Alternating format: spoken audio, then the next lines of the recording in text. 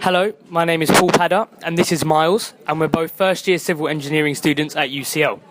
Today we're going to be talking about the role that civil and environmental engineers have in natural disasters.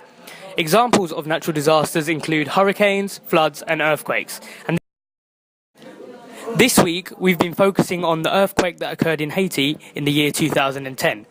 Engineers there had to assist in search and rescue, helping provide shelter and water for the victims of the earthquake, as well as come up with strategies for mid-term and long-term reconstruction of neighbourhoods.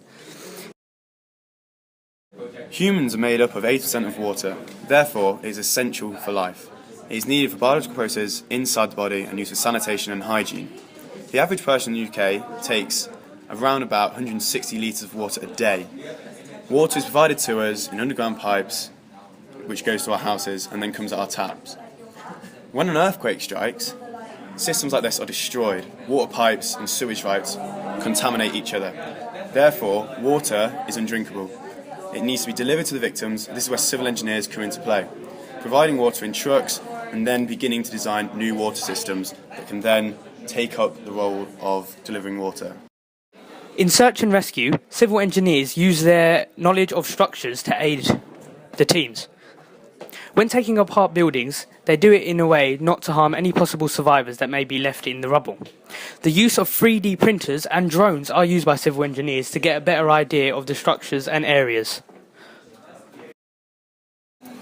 Another thing that is destroyed during natural disasters are people's houses. There is total devastation, with thousands of people either killed or left homeless.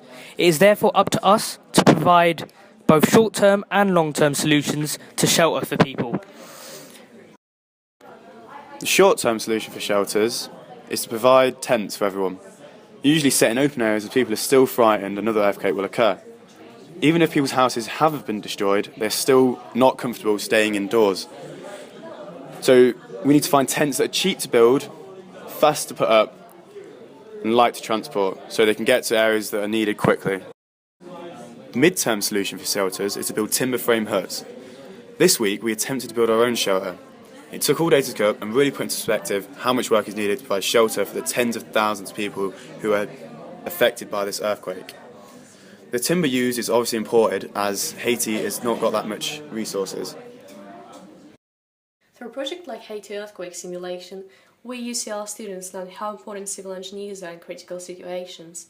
We study the setting, geographical location, economics and culture of the place in order to assess how we can provide people with necessities in the short term and try to restore the place to more or less normal life tempo.